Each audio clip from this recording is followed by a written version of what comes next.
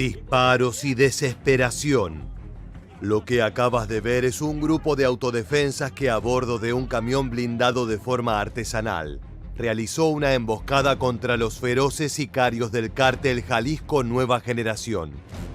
La guerra entre campesinos y narcotraficantes es una que ya lleva más de una década en marcha y que ha modificado por completo el mapa de la criminalidad mexicana.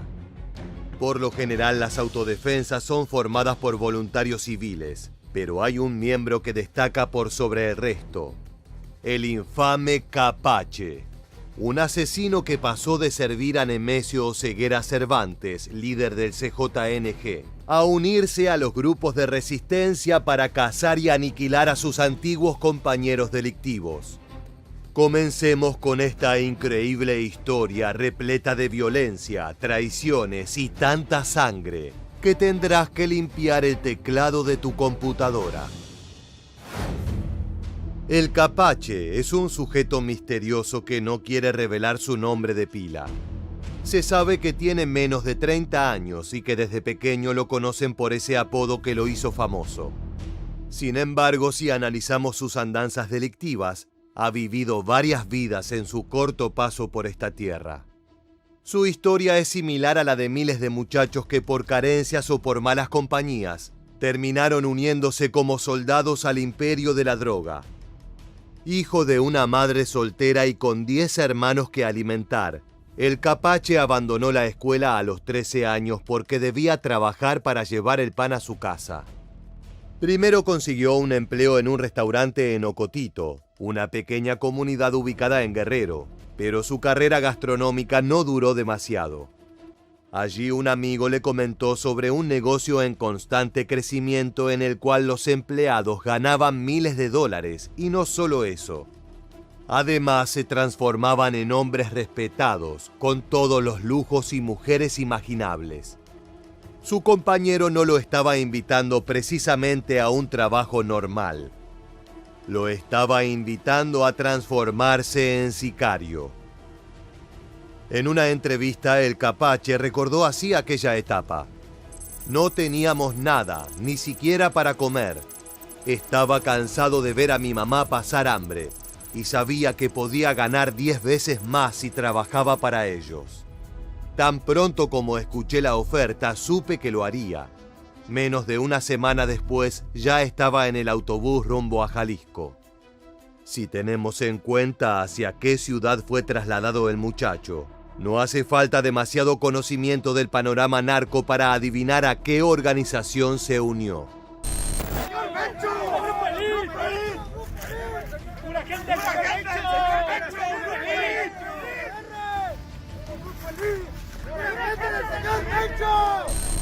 El cártel Jalisco Nueva Generación, o CJNG, es un imperio que domina con puño de acero numerosos estados.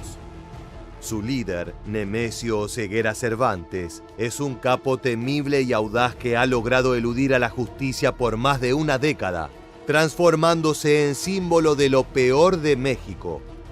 Ese iba a ser el nuevo jefe del Capache. En el pueblo de Huachinango, a más de 105 kilómetros al oeste de Guadalajara, la capital estatal, es que se dirigió el convoy de jóvenes reclutas. Allí fue trasladado Capache con menos de 10 prendas de vestir y rodeado de desconocidos que tenían historias similares. Todos pobres, todos desesperados por sobrevivir. Durmió junto a otros muchachos en tiendas de campaña esparcidas en una zona remota del lugar. Era un campamento de entrenamiento donde serían entrenados para la guerra. Ahí los jóvenes y niños fueron instruidos por miembros retirados de las Fuerzas Especiales del Ejército Mexicano, que habían ingresado al CJNG como jefes de plaza y comandantes regionales. El Mencho tiene un gran aprecio por la capacidad táctica de los grupos de élite, por lo que suele sobornar a viejos operadores para que se transformen en profesores de sus escuelas infernales. Escuchemos el testimonio de otro hombre que atravesó la misma experiencia que el Capache. ¿Quién los entrena? ¿Los que los entrenan a ustedes? ¿Desertores? ¿Traidores? El alto mando, el jefe del cartel, se había comprado a marinos de un grupo élite. A su orden, pues, ahí hay marinos, ahí hay navis de los Estados Unidos, hay fuerzas deltas, hay todo ahí, pues. El Capache aprendió entonces que no había vuelta atrás. Ya era muy tarde para arrepentirse y regresar a casa. En una nota con el portal Daily Beast detalló: uno extraña a la familia y piensa en escaparse, pero si intentas escapar te persiguen y te matan.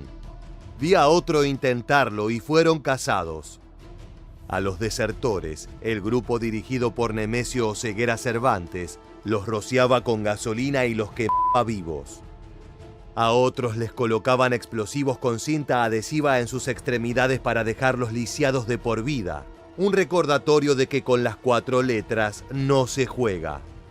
En ese terrible campamento, Capache recibió preparación general de infantería, incluidas tácticas de unidades pequeñas, prácticas de tiro con rifle de asalto y ametralladoras y lanzamiento de granadas, así como la construcción de armas con los ojos vendados. Esto sería empleado para causar estragos en la sociedad mexicana, convirtiéndose en un temible sicario antes de cumplir la mayoría de edad. Los reclutas tenían que pasar por duros ejercicios para aprender a insensibilizarse, tanto del dolor propio como el de otros. Uno de los peores ejercicios era el de soportar durante 10 minutos sin moverse y desnudos los ataques de avispas. El sicario arrepentido recuerda: si te movías o gritabas, iban y te golpeaban. Era mejor aguantar el dolor. El entrenamiento duró unos 3 meses. A la hora del examen final, la prueba consistía en cortar en pedazos a una persona. Primero debían torturar a alguien sin que muriera desangrado con el objetivo de obtener información. Después tenían que ejecutarlo siguiendo órdenes muy específicas para ello. No era simplemente quitar una vida, sino un ritual oscuro y sádico. Por último, era hora de cortarlo de manera específica para poder deshacerse de los restos. Incluso narrar esos hechos resulta repugnante, pero los postulantes debían concretar la masacre si no querían terminar como la persona mutilada frente a ellos. Capache precisó: sabías que si no participabas te mataban. Era la manera de probar que eras leal al cártel. Por lo general, las víctimas eran criminales menores de grupos antagónicos, pero en muchos casos los comandantes subían la apuesta y ponían sobre la oscura mesa de operaciones a personas inocentes, a simples vecinos o comerciantes. Si un soldado narco es capaz de mutilar a alguien que no tiene nada que ver con el negocio, eso quiere decir que es una fiera obediente y leal que seguirá las órdenes del Mencho al pie de la letra. Esto es fundamental para enfrentar a enemigos poderosos como el Cártel de Sinaloa o incluso a la resistencia vecinal que conoceremos más adelante.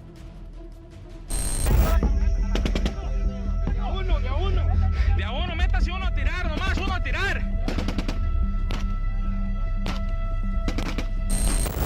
Una vez integrado formalmente a la organización de las 4 letras, Capache inició como halcón en las calles de Ameca, en Jalisco. Esa es la posición más baja dentro de la jerarquía narco. Se trata de los muchachos que vigilan las actividades del enemigo y de la policía. Pasan largas jornadas a la intemperie, totalmente expuestos y susceptibles a ser ejecutados por rivales. Ese suele ser el primer trabajo de los postulantes a sicarios. Es una suerte de prueba de fuego. Si logra ser un buen halcón, se gana el derecho a ascender en la organización, y así fue el caso de Capache. Al poco tiempo comenzó a armar paquetes de droga para su envío. Se encargaba del pesaje y la preparación de las encomiendas. Pero el joven tenía un talento natural que lo llevó a ser un sicario, y sus superiores lo notaron de inmediato. Al cabo de un año pusieron un rifle de asalto en sus manos y le ordenaron que se presente ante uno de los tantos jefes de plaza para recibir nuevas órdenes. Era el comienzo del siguiente capítulo en su historia.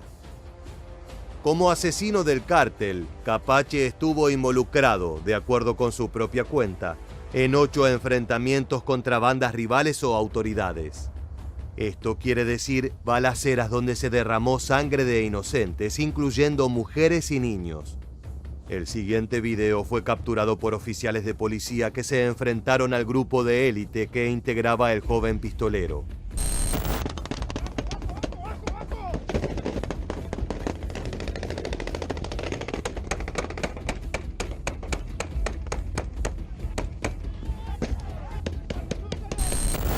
El joven no se anima a estimar cuántos de esos fallecimientos fueron de su autoría, pero sí admite que hay mucha sangre en sus manos. Su capacidad en el campo de batalla le valió otro ascenso en las filas del CJNG. Capache se convirtió en un integrante de un cuerpo de élite integrado por 35 guardaespaldas dedicados a uno de los hombres más fuertes del cártel, Hugo Gonzalo Mendoza Gaitán, alias El Sapo, uno de los comandantes regionales de Oseguera Cervantes en el oeste del país. De acuerdo con la DEA, la Administración para el Control de Drogas estadounidense, la esposa de Mendoza Gaitán es una de las administradoras del lavado de dinero de la organización. Como parte de sus responsabilidades, el Capache fue enviado a su tierra natal en Guerrero para ayudar en el reclutamiento de nuevos miembros, pero sobre todo para allanar el camino del CJNG para dominar esa región. El objetivo a nivel nacional era que el grupo controlase un total de 20 estados, lo que les permitiría dominar todas las etapas, desde la producción a la venta. Ese viaje a su lugar de nacimiento marcaría un cambio crucial en la vida del sicario. Después de varios meses de actividad en Chilpancingo, la capital del estado, Capache fue capturado por un grupo de autodefensa llamado Frente Unido de Policías Comunitarias del Estado de Guerrero. De acuerdo con sus líderes, está compuesto por más de 11.000 milicianos que operan en 39 municipios. Antes de continuar con esta sorprendente historia, es necesario conocer cuál es el rol que ocupan las autodefensas. Entre 2013 y 2014, debido a la creciente brutalidad de frentes como el Cártel de los Templarios y la Familia Michoacana, muchos campesinos optaron por tomar el asunto en sus propias manos. Es que desde su perspectiva, la policía era incapaz de hacerle frente a semejante amenaza. Por otra parte, desconfiaban seriamente de los gobernadores, quienes en muchos casos estaban en la lista de socios de los capos narco. De esa manera nacieron células rebeldes y autofinanciadas, armadas primero con viejos rifles de cacería, que con el tiempo se convirtieron en ametralladoras y escopetas. Las imágenes son cada vez más frecuentes. Civiles fuertemente armados cuidan la seguridad en el estado de Guerrero. Esta es la policía comunitaria o autodefensas en el poblado de Chaltianguis, apenas a unas 30 millas del puerto turístico de Acapulco. La opinión pública sobre estos grupos es variada. Hay quienes los ven como paladines de la justicia social, mientras que otros como milicianos salvajes que cometen crímenes similares a los de los sicarios que pretenden cazar. Lo cierto es que el Capache cayó en manos de una de estas organizaciones, y en lugar de ser ejecutado por sus fechorías y su historial junto al CJNG, se le brindó una segunda oportunidad. El entonces sicario recibió lo que los campesinos denominan clases de reeducación durante medio año, de acuerdo con el relato de Capache. Se trata de largos periodos de reclusión en los cuales se busca horrorizar al operador narco mostrándole lo peor de las actividades de su cártel. Desde violaciones y decapitaciones hasta tráfico de personas. Esta salvaje técnica tal vez te recuerde a las penurias que atraviesa Alex en La Naranja Mecánica. Podríamos decir que las autodefensas tienen su propio método Ludovico. Luego de una temporada se evalúa si el sujeto reeducado realmente ha modificado su visión sobre esas actividades o si sigue siendo una persona funcional al crimen organizado. Entonces el Capache fue invitado a unirse a la fuerza dedicada a contraatacar al cártel al que pertenecía. Y aceptó. Él no ha precisado si su cambio de bando fue por remordimiento, por las clases de reeducación o por simple conveniencia. Lo cierto es que ahora se dedica a cazar a sus antiguos compañeros sicarios. Para colaborar con el Frente Unido de Policías Comunitarias del Estado de Guerrero, Capache usó todos sus conocimientos sobre armas y táctica para enseñar a sus nuevos colegas las operaciones sicariales. Él instruyó a los campesinos en los distintos métodos de emboscada, lo que les brindó una enorme ventaja para repeler a las tropas narco en distintas regiones. Una de las primeras tareas del Capache fue enfrentar al llamado Cártel del Sur, una banda aliada al CJNG. Aquellos combates fueron una suerte de bautismo de fuego, una prueba cabal de que el antiguo sicario había cambiado por completo de bando y ahora defendía a los campesinos locales. Como era de esperarse, su experiencia en la guerra urbana lo hizo destacarse como un brutal soldado de las autodefensas en campañas ofensivas, como la que veremos a continuación.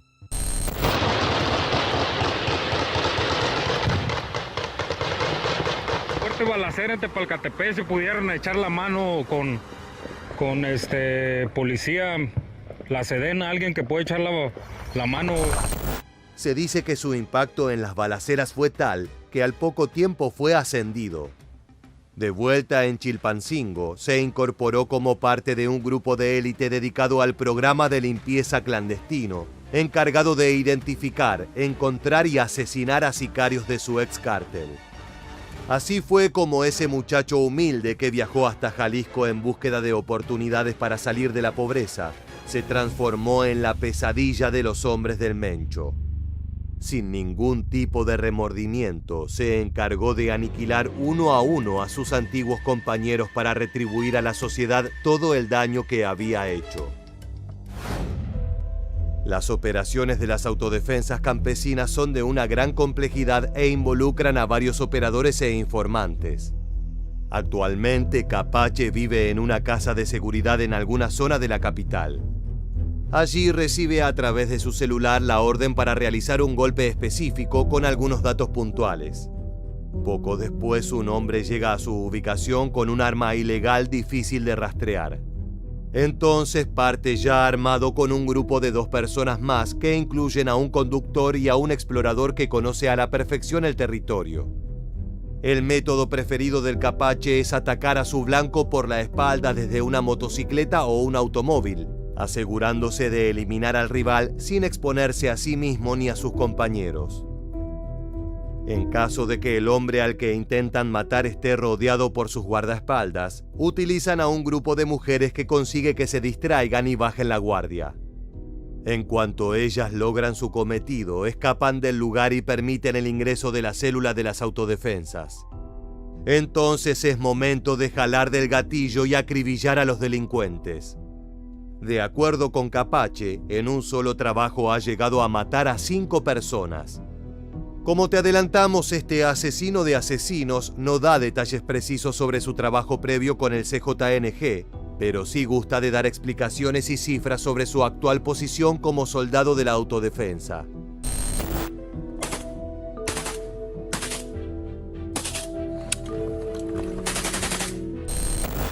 Sobre su historial, el ex delincuente declaró: "No quiero inflar un número que podría ser menor. Los combates son tan confusos, no es como los pasan en la televisión". Cuestionado sobre qué siente cuando mata a alguien, su respuesta fue simple: "No siento nada más que adrenalina". Esto último es un resabio de aquellos duros y salvajes entrenamientos recibidos en Jalisco. Una persona simplemente no olvida lo aprendido en las escuelas de muerte del cártel Jalisco Nueva Generación. Aún así, esa aparente frialdad se contrasta con una genuina preocupación por sus compañeros. El joven asegura que es deprimente cuando sus amigos son heridos o asesinados, pero es justamente ese dolor el que lo impulsa a seguir con su tarea de limpieza y revancha. Dejando atrás su brutal carrera criminal, se mudó a Chilpancingo, la capital del estado de Guerrero en el sur del país, un punto neurálgico para el trasiego de sustancias ilegales. La proximidad con Guatemala y Colombia, como también la organización territorial de esa región, convierten a ese lugar en una zona disputada constantemente por las organizaciones más poderosas. Allí se genera cerca de la mitad de la heroína que entra a los Estados Unidos y se ha vuelto uno de los productores principales de fentanilo. Es por eso que las autodefensas han tomado como prioridad recuperar el control de muchos de esos territorios. Es una cuestión estratégica que permitiría cercenar las operaciones del crimen organizado. Escuchemos las palabras de un hombre que defendió a la policía campesina frente a elementos del ejército. Es lo que queremos nosotros, que haya seguridad. Ellos vienen a apoyar al pueblo porque la verdad ya estamos hasta la médula de los huesos de tantos crímenes. Si te encontraras con el Capache por la calle, probablemente no te darías cuenta de que estás frente a un experto en la guerra urbana y la eliminación de personas. Aunque no tenemos registros fotográficos, se sabe que el joven suele vestir con pantalones de mezclilla y botas de combate. Usa una camiseta ajustada de manga larga y camuflada. En el cuerpo tiene un tatuaje de una calavera en la parte anterior de su mano derecha y un anillo con la imagen de un lobo aullando. A sabiendas que su pasado lo perseguirá por el resto de su vida, el joven busca pasar desapercibido como un civil más que se unió a la resistencia. En entrevistas con un periódico inglés, detalló que pese a sus grandes pecados, está en paz con su vida. Me siento bien con el trabajo que hago. No es fácil y tienes que cuidarte la espalda todo el tiempo, pero estoy orgulloso de esto. Estoy defendiendo a la gente que no puede defenderse. Estoy luchando y la policía no hace nada contra los cárteles, así que si nosotros no lo hacemos, ¿quién lo va a hacer?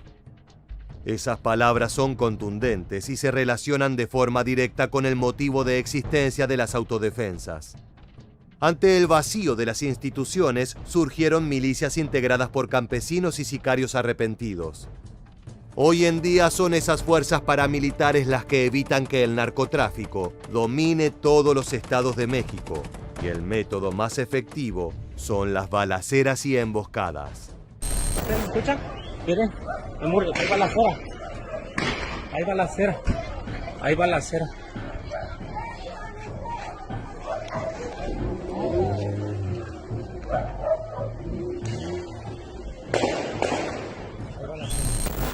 Grupos de autodefensas como el FUPSEG han recibido también críticas por las tácticas que emplea, ya que la línea que los diferencia con los cárteles a los que dice combatir se difumina cada vez más. De hecho, la incorporación de antiguos sicarios ha sido uno de los argumentos principales para alimentar la sospecha de que estos grupos son en realidad células paralelas de otros cárteles. Según esta teoría, las autodefensas serían sustentadas por capos narco que buscan limpiar una región sin el costo de enviar a sus propios sicarios y unidades. Es por eso que emplean a campesinos que se encargan de cazar a la competencia. Una vez que la zona está liberada, el benefactor delictivo de esos campesinos llega para plantar bandera y adueñarse de las plazas. Ante esas sospechas, los grupos comunitarios se defienden con un argumento muy simple: la cantidad de sicarios muertos de diversos grupos y pandillas. La única manera de comprobar que un frente campesino no está complotado con un cártel es arremetiendo contra todos los capos, sin excepciones. Otro problema considerable es que para doblegar el brazo de grupos delincuenciales infames como el Cártel Jalisco Nueva Generación o el Cártel de Sinaloa, las autodefensas han tenido que recurrir a tácticas brutales. Desde fusilamientos a torturas, el repertorio de actividades se ha ampliado hasta equiparar el de sus enemigos. Esta paridad de fuerzas le ha valido muchas críticas a las autodefensas. Hay quienes afirman que solo son guerrillas salvajes que tratan de apagar un incendio arrojando gasolina sobre las llamas. Más allá de esto, muchos vecinos de zonas afectadas reivindican a estos frentes y a sujetos arrepentidos como el Capache. Este video va dirigido a todos aquellos que han sido traicionados, humillados y sometidos por el Cártel de Jalisco Nueva Generación. Yo fui miembro del mismo, pero ¿dónde quedó la lealtad, el honor y la justicia? Por eso los invito a unirse a mí, es el único camino, la vieja escuela. Traicionar y enfrentar al poderoso cártel Jalisco Nueva Generación de Nemesio Oseguera Cervantes, alias El Mencho, suena como una invitación al suicidio. ¿Quién podría atreverse a plantear una guerra contra los sicarios más sanguinarios de todo México? Por más increíble que parezca, existe una célula sicarial nacida en las entrañas del CJNG que terminó rebelándose y combatiendo contra sus antiguos jefes. Nos referimos al Cártel Nueva Plaza, un frente en pleno crecimiento que a fuerza de masacres quiere disputar el dominio del estado de Jalisco a las famosas 4 letras. Secuestros, cadáveres lanzados a la vía pública y ejecuciones grabadas en video son solo algunos de los condimentos de esta historia no apta para corazones débiles. En este nuevo video de Militarmente queremos contarte cómo inició esta contienda que ha cobrado la vida de miles de civiles, convirtiendo a varias comunidades en cementerios sin lápidas. Comencemos. Durante años, el Frente Nueva Plaza formó parte del Cártel Jalisco Nueva Generación. Se trataba de un comando especial destinado a guerrear en las zonas más conflictivas del estado de Jalisco, defendiendo los territorios del Mencho Oseguera Cervantes. Al frente de este grupo se encontraba Carlos Enrique Sánchez Martínez, alias El Cholo, quien en marzo de 2017 ordenó el asesinato de un importante operador financiero conocido como El Colombiano en Puerto Vallarta, en la costa del Pacífico. Ese derramamiento de sangre fue un error que cambió para siempre el panorama criminal dentro de la región. La muerte del financista enfureció a los cabecillas del CJNG. Se dice que el Mencho en persona encomendó a un grupo de sicarios que mataran a El Cholo. Sin embargo, el Frente Nueva Plaza se encolumnó detrás de su líder, encumbrándose como una organización independiente en pie de guerra con Jalisco. En 2017, todo México conoció el surgimiento de un nuevo grupo narco mediante un video, en el cual un hombre de rostro cubierto explicaba sus objetivos y la postura que tenían frente al temido Nemesio Oseguera Cervantes.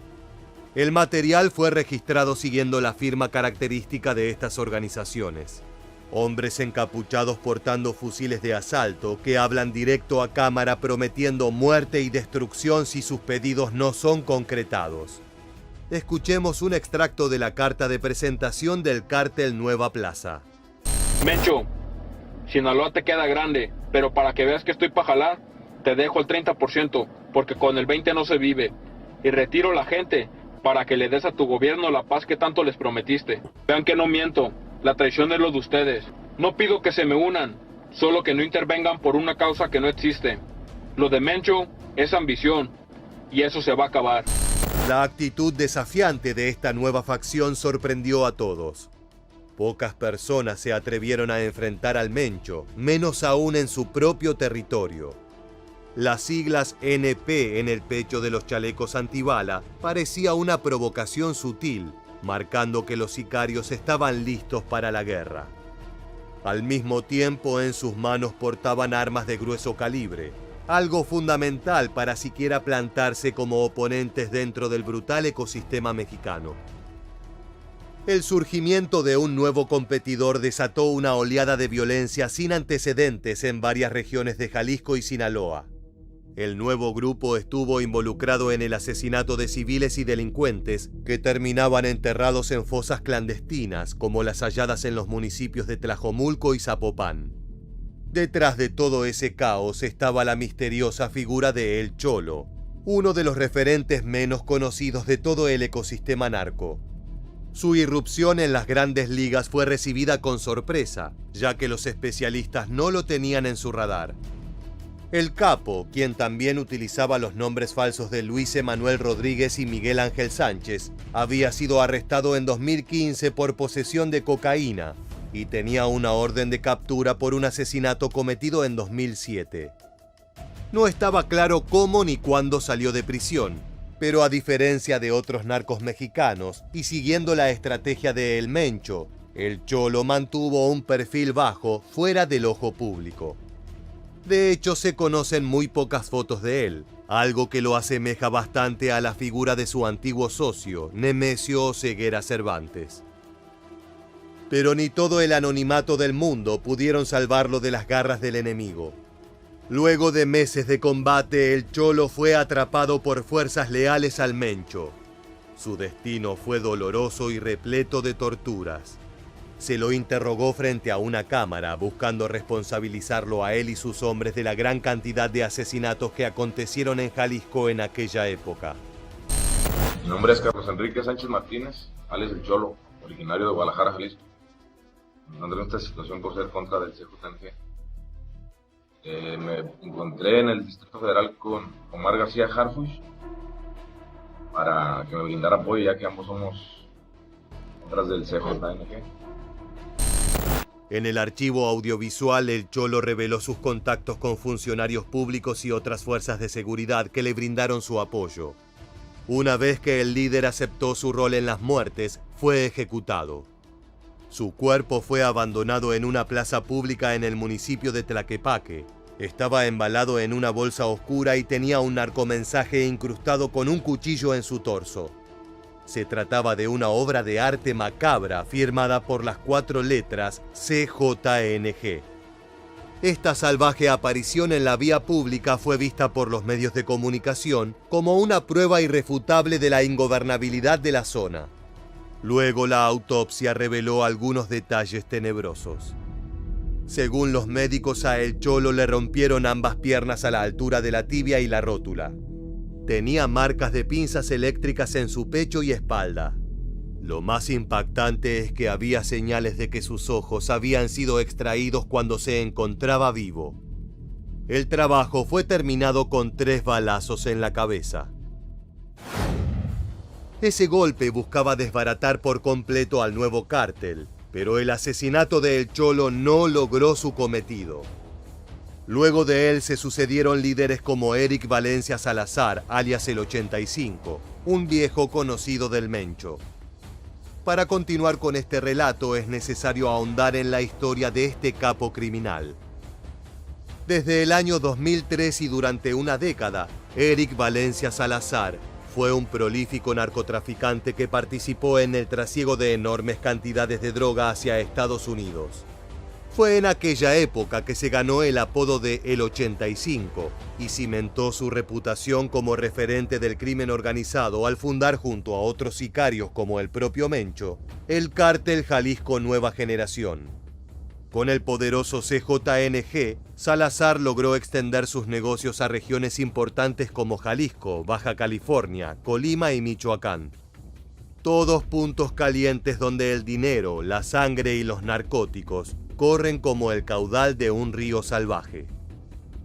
En simultáneo, el 85 estaba involucrado en otras actividades criminales como secuestros, asesinatos y actos ilegales en los que participaban policías y militares corruptos. Incorporando a las fuerzas de seguridad en su lista de asociados, logró escapar de la justicia durante años. Después de todo, ¿cómo podría ser capturado por los mismos hombres que le asistían con sus negocios sucios? Es por ese presunto blindaje que las agencias estadounidenses se vieron obligadas a ofrecer una recompensa de hasta $5 millones a cambio de información que llevara a su detención.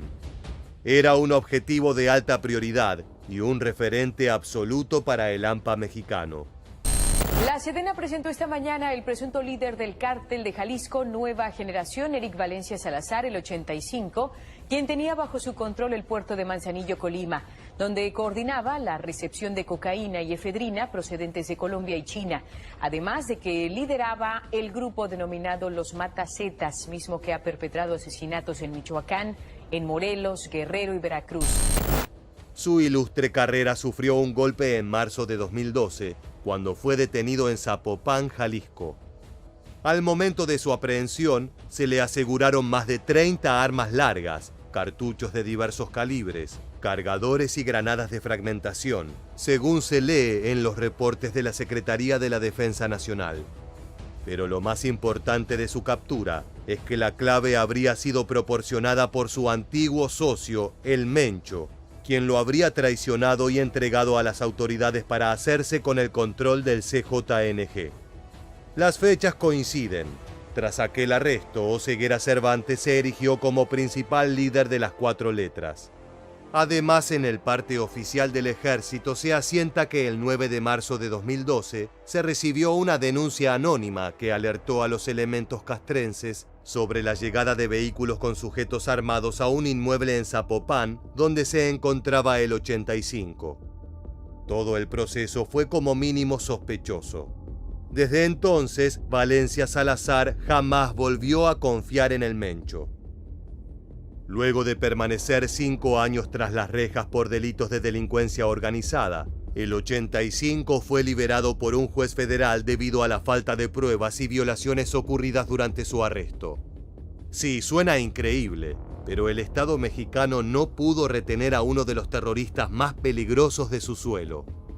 Fue así como en el año 2017 abandonó el penal de máxima seguridad de El Altiplano, justo a tiempo para sumarse a la célula rebelde Nueva Plaza.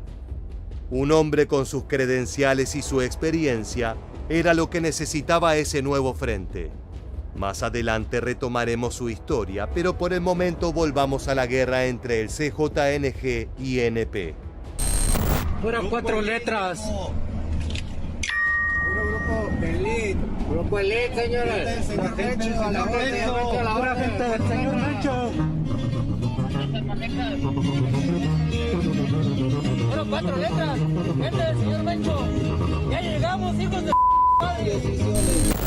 Como podrás ver, las amenazas de un lado y el otro son constantes. El objetivo es amedrentar mediante la ostentación de capacidades ofensivas. Los hombres del Mencho suelen pasearse por las ciudades abriendo fuego a los destacamentos policiales y otros puntos neurálgicos.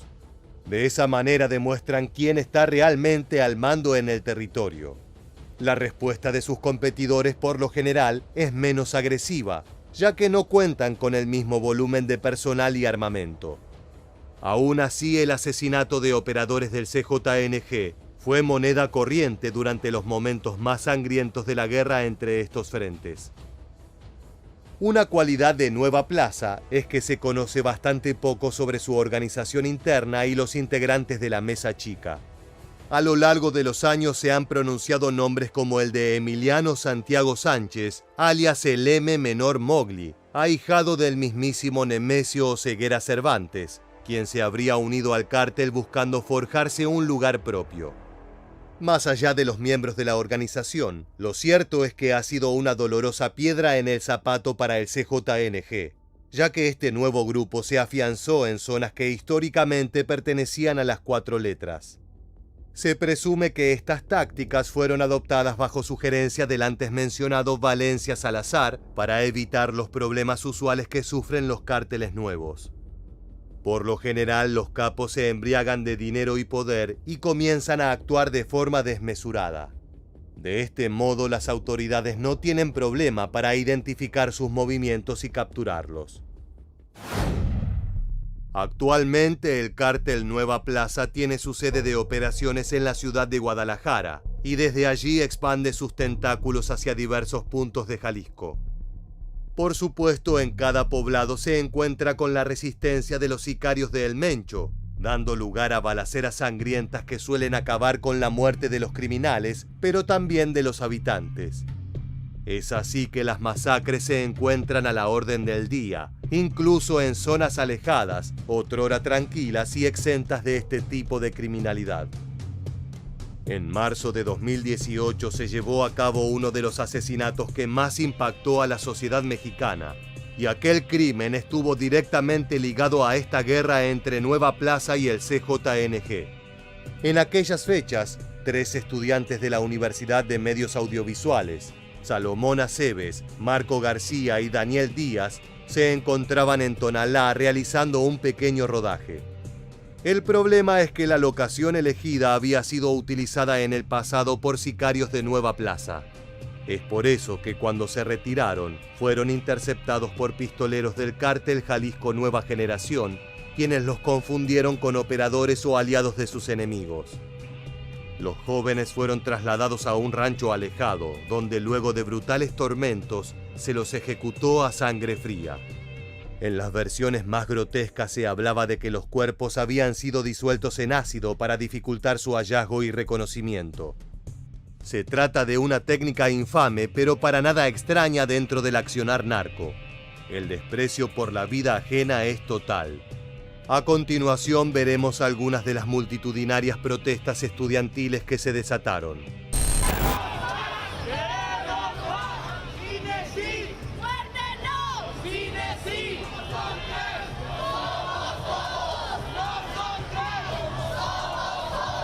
¡Se ve! ¡Se siente! ¡El cine está presente! ¡Se ve! ¡Se siente! ¡El cine está presente! ¡Cine sí! ¡Muerte no! ¡Cine sí! ¡Muerte no! La desaparición de los 3 estudiantes encendió todas las alarmas dentro y fuera de México. Su caso se hizo bandera para representar a los cientos de miles de personas que nunca regresaron a casa debido a la violencia narco. En simultáneo a las marchas y reclamos por la eliminación de los 3 jóvenes inocentes, se desató una ola de violencia en la zona metropolitana de Guadalajara. Solo durante julio de 2018 se registraron 13 homicidios con armas de fuego, relacionados de forma directa a la guerra entre Nueva Plaza y las 4 letras. Todo indica que el cártel Nueva Plaza no tiene la suficiente sofisticación para producir droga ni para dedicarse al tráfico internacional. Es a grandes rasgos una pandilla local que se enfoca en el cobro por seguridad, en el manejo de rutas de traslado de drogas y en el sicariato por encargo. Las autoridades indican que los operadores de este frente no poseen el mismo arsenal militarizado que utilizan los sicarios del CJNG. Sin embargo, se han registrado balaceras brutales con fusiles de asalto, ametralladoras y otras plataformas de alto calibre. Puede que las estimaciones oficiales sean excesivamente entusiastas y algo desactualizadas. Algunos medios de comunicación han sugerido que dentro de las filas de esta organización hay una gran cantidad de integrantes colombianos que conforman un nexo entre las organizaciones cafeteras y México. De acuerdo con esta teoría, el cártel Nueva Plaza sería financiado por frentes criminales de mayor importancia que buscan dominar las preciadas rutas de trasiego ubicadas en suelo azteca. Para ello utilizan a estos traidores al CJNG como fuerza de choque internacional. Otra hipótesis muy difundida relaciona a Nueva Plaza con el legendario Ismael El Mayo Zambada, referente principal del cártel de Sinaloa. Según estas versiones, el dinero y las armas de estos rebeldes de Jalisco serían proporcionados por un benefactor sinaloense que busca destruir a los hombres del Mencho. Más allá de lo que elijamos creer, lo cierto es que este grupo, nacido en 2017, no ha llegado al mismo nivel operativo que sus enemigos, pero aún así ha logrado causar estragos en Jalisco.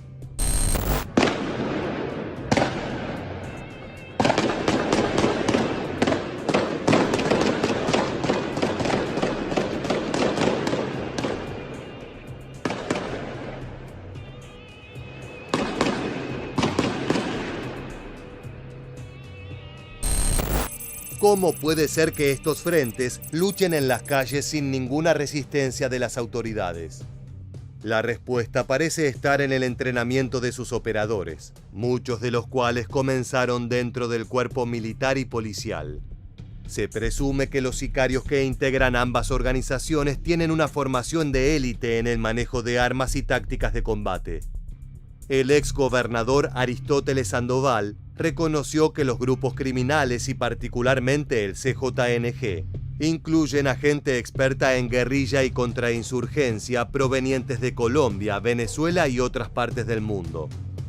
Por otra parte, Orlando Camacho, director general de México SOS, declaró: el gobierno local ha privilegiado su imagen, desestimado los números de violencia, la percepción de inseguridad en el día a día y sus intervenciones contra la delincuencia han sido tardías y opacas.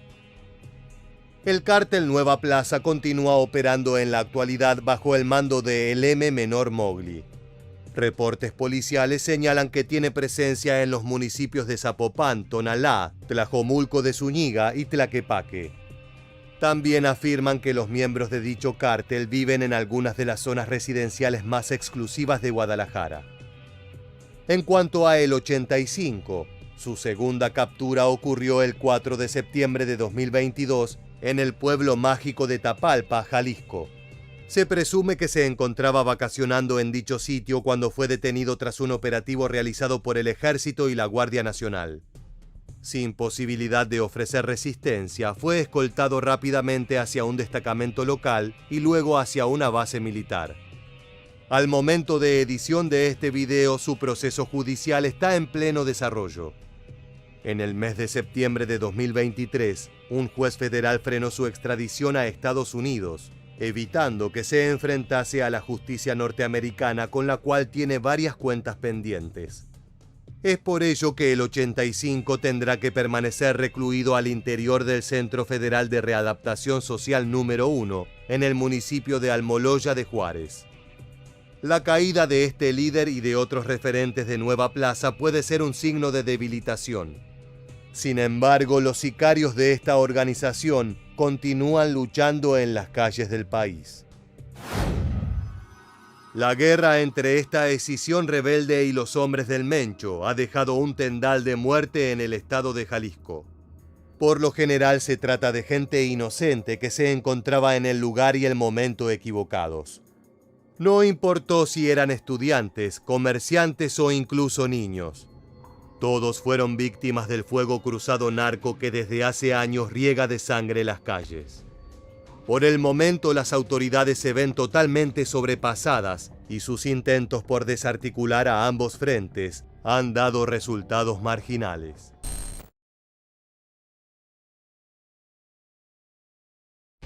La guerra contra el narcotráfico en México se cobra vidas todos los días, tanto en enfrentamientos entre las Fuerzas Armadas y los grupos criminales, como en los asesinatos en venganza que son moneda corriente. Además, los despiadados cárteles de la droga no necesitan de un gran motivo para actuar, y hay varios ejemplos que lo demuestran. En esta ocasión, presentaremos los casos de 3 personas que cometieron el terrible error de insultar a uno de los capos narcos más poderosos del planeta. Hablamos de Nemesio Oseguera Cervantes, mejor conocido como el Mencho. No importa si se trata de un miembro de organizaciones rivales, un policía o un youtuber. Si alguien se mete con el cártel Jalisco Nueva Generación y su líder, el destino será el mismo. Así es como encontraron la muerte quienes osaron desafiarlo. Antes de conocer a la primera víctima, debemos entender a qué se estaban enfrentando estas personas. El cártel Jalisco Nueva Generación es conocido por su agresivo uso de la violencia y sus campañas de publicidad en las redes. En la actualidad es una de las organizaciones criminales más importantes y poderosas de México, y todo indica que continúa en expansión. Su poderío es tal que cualquiera que esté distraído puede llegar a confundirlos con una fuerza militar oficial.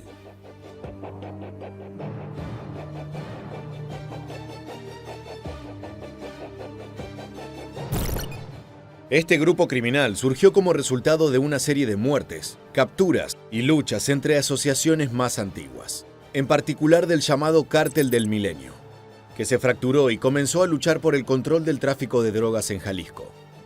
Una de las facciones la encabezó Nemesio Oseguera Cervantes, el Mencho, quien terminó por convertirse en el líder y fundador del Cártel de Jalisco Nueva Generación. Este personaje, originario de Tierra Caliente en el estado de Michoacán, había pasado varios años de su juventud en Estados Unidos hasta que fue condenado a 3 años de prisión en California por conspiración para distribuir heroína. A finales de los 90 quedó en libertad y decidió volver a México, donde se desempeñó como agente de policía en Jalisco. Sin embargo, finalmente abandonó las fuerzas de seguridad para continuar con sus actividades en el narcotráfico. De a poco, empezó a hacerse un nombre. Mira bien, hijo de tu puta madre. Soy Mencho, güey. Relaja tu puta gente a la verga. Soy Mencho, güey. Relaja tus putas partidas. Si no, te voy a partir tu madre 10 todos tu bola de perros. Te tengo identificado 30 güeyes. Hasta tus putos perros te voy a matar si no te relajas, güey. Actualmente es uno de los criminales más temidos y más buscados. Y mantiene su reputación tomando venganza ante cualquiera que se atreva a desafiarlo. Una de las personas que cometió el grave error de insultar a El Mencho fue un youtuber de apenas 17 años, conocido como el Pirata de Culiacán.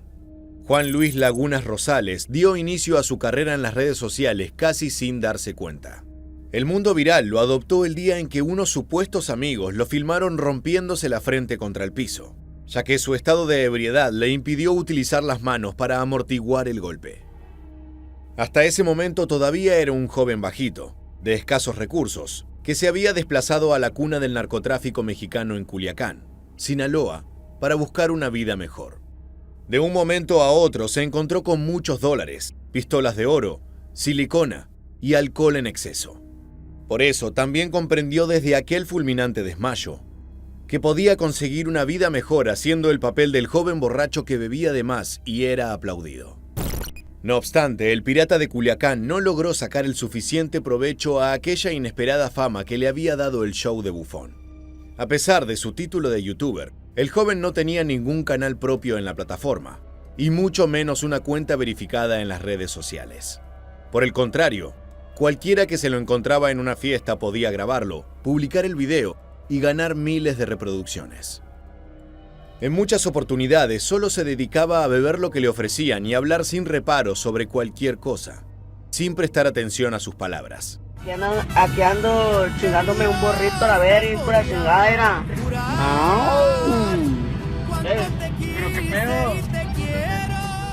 Por eso tampoco fue consciente el día en que lo filmaron insultando al narco más buscado en México, Nemesio Oseguera Cervantes. Papas, yo también puedo a traer lo que sea a la verga. Así que el Mencho a mí me pela la verga. Así nomás quedó. Era una frase que solía repetir el Pirata de Culiacán en sus videos.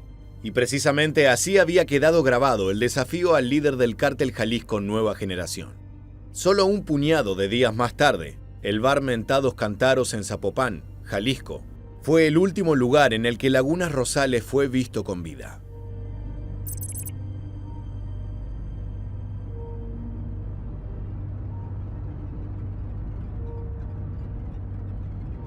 Un informe de la Fiscalía Estatal explicó que alrededor de las 23 horas del 18 de diciembre de 2017, unos hombres armados irrumpieron a balazos en el local de música norteña y se enfrentaron directamente con el joven, a quien asesinaron brutalmente.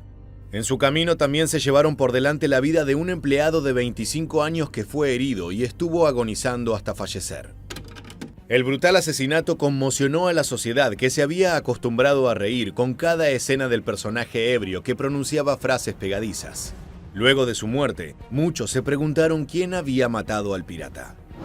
No obstante, en un país donde la mayoría de los delitos no se denuncia, era poco probable que alguien se atreviera a señalar a los culpables. Por supuesto, todos sabían quién estaba detrás del asesinato, pero nadie quiso arriesgarse a un final como el del youtuber. De hecho, nadie era tan cercano al pirata como para quedar implicado en lo ocurrido. A quien que se había metido con alguien, yo no sabía nada de él porque como yo les he dicho, nada más lo conocía él 2 veces y hasta ahí. Y el cadáver de Juan Luis Lagunas Rosales esperó más de 24 horas sobre la fría mesa del forense solo. Incluso, ninguna persona había reclamado su cuerpo hasta 3 días después de su muerte. Desde entonces, este personaje se convirtió en otra triste página de la historia criminal mexicana, y como muchos otros, fue inspiración para un narco corrido que reza: la muerte era solo un viaje. Aunque mi estancia fue corta en esta vida, muchos me recordarán. Tiempo después, la muerte del joven se le atribuyó a Ricardo Ruiz Velasco, alias el Doble R. Este era el jefe de plaza del cártel Jalisco Nueva Generación en Tlaquepaque y Zapopan. Y habría dado la orden de dar el golpe para demostrar que nadie podía burlarse de El Mencho sin recibir su merecido. Lo paradójico de esto fue que Ruiz Velasco era conocido como el narco youtuber del cártel Jalisco Nueva Generación, ya que se había hecho viral a partir de videos donde encabezaba desfiles navideños en las calles de Jalisco, donde el grupo criminal repartía dulces y juguetes a los niños. Increíblemente, fue una suerte de ajuste de cuentas entre youtubers. La diferencia con el Pirata de Culiacán es que la mayoría del contenido del Doble R estaba manchado de sangre y crimen. Luego del asesinato del joven, Ruiz Velasco fue ganándose un lugar cada vez más importante en la organización criminal, ascendiendo a líder regional e incluso apareciendo como uno de los posibles sucesores de El Mencho.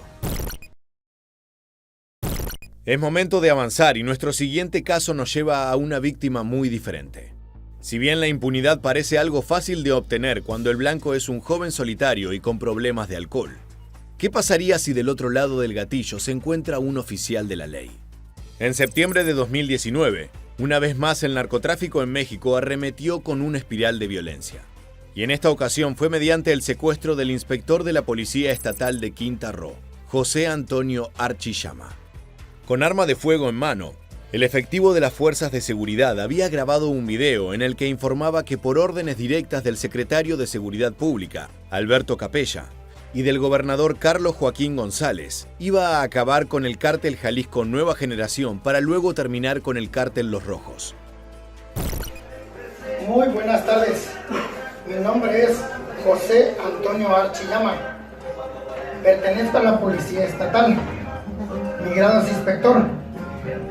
Estamos al mando del comandante Aquiles y el comandante Capella. Tenemos órdenes directas de acabar con el cártel Jalisco Nueva Generación. Me encuentro aquí por haber detenido a integrantes del cártel Jalisco Nueva Generación. Esa misma noche, los familiares del inspector Archi Llama reportaron su desaparición, por lo que la Fiscalía de Quintana Roo comenzó con las labores de búsqueda. 4 días después de haberse dado a conocer sus declaraciones mediante el video, el cuerpo de Archi Llama fue hallado sin vida en una calle ubicada en el municipio de Benito Juárez, muy cerca del centro de Cancún, una de las zonas turísticas más importantes del país.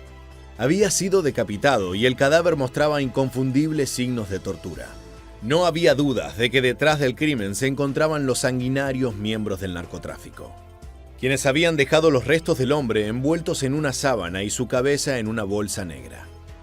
Como si fuera poco, horas más tarde, en las redes sociales del propio policía fueron publicadas 2 fotografías donde ya se lo podía ver asesinado, con las manos atadas en la espalda y sus ojos y boca tapados con cinta.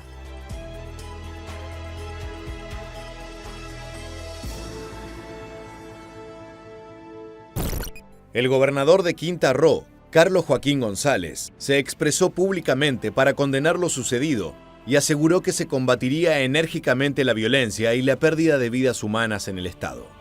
Además, redoblarían los esfuerzos, recursos y la convicción de mantener el combate contra estos grupos armados. A partir de este caso, las autoridades también hicieron públicas algunas acusaciones sobre la relación de los narcos y los gobernantes. Aseguraron que en muchas administraciones no solo hubo favores desde la política, sino alianzas entre políticos y delincuentes para conformar un juego perverso, donde los criminales desestabilizan al gobierno. En la anterior administración, el oficial José Antonio Archi Llama realizaba las labores de chofer de Roberto Borge, exgobernador de Quintana Roo. Nuestro compañero contaba con 6 propiedades cuya titularidad real eran del exgobernador del estado. El video, que a todas luces fue obligado a grabar previo a su muerte, contiene mensajes que se envían entre grupos delictivos, endosándoles a sus contrincantes la responsabilidad del homicidio. De esa manera, la muerte del inspector Archi Llama motivó un trabajo a fondo de las autoridades que llevó al arresto de uno de los más grandes aliados de El Mencho. Se trata de un sujeto que era conocido como El Chicken, presunto asesor de Hugo Gonzalo Mendoza Gaitán, alias El Sapo o El 90, y segundo al mando del cártel Jalisco Nueva Generación en la región. Finalmente, el cuerpo de José Antonio Archi Llama fue incinerado y después velado por sus familiares. Una gran concurrencia de las fuerzas policiales que prometieron hacer frente al crimen organizado.